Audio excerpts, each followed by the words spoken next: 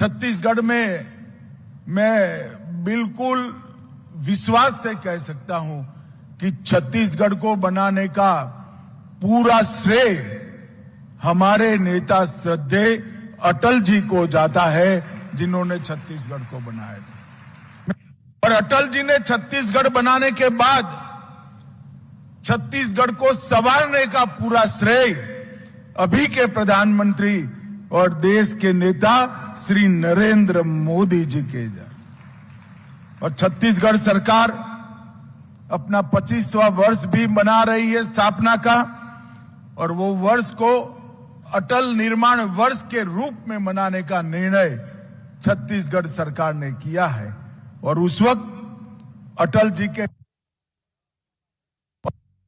नाम पर आज ये चारों शुरुआत हो रही है, वो छत्तीसगढ़ के लिए शुभांकर साबित होगी, इसका मुझे पूरा विश्वास है।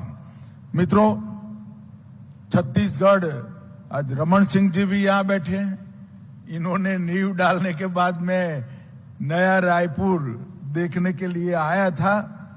जब मैं नवा रायपुर देखा तब मुझे लगता था कि रमन सिंह जी ने बड़ी दूरदर्शिता के साथ नवा रायपुर की नींव डाली है।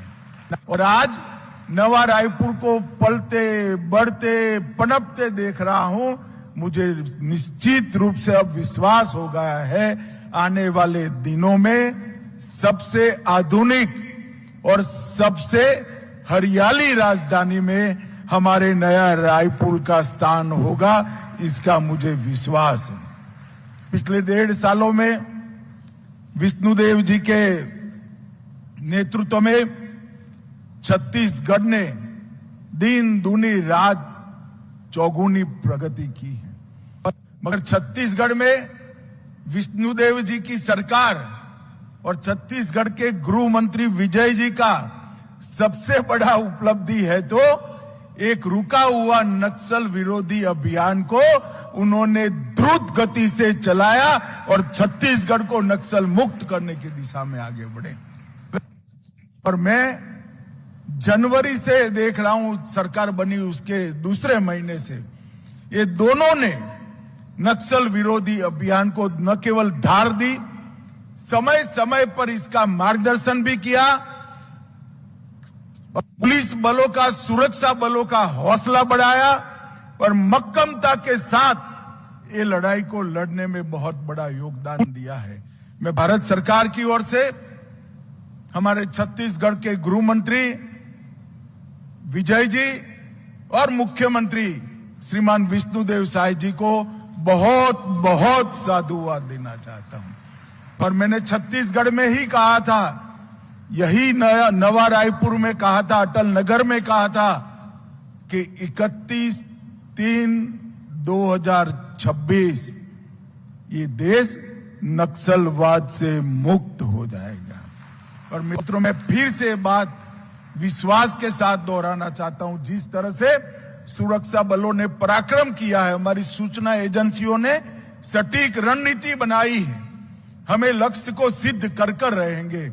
और आज मैं छत्तीसगढ़ वासियों को कहकर जाता हूं कि हर बार बारिश में नक्सली थोड़ा आराम कर लेते थे, इस बार बारिश में भी हम उनको सोने नहीं देंगे और 31 दिन के लक्ष्य को हम आगे बढ़ाएंगे।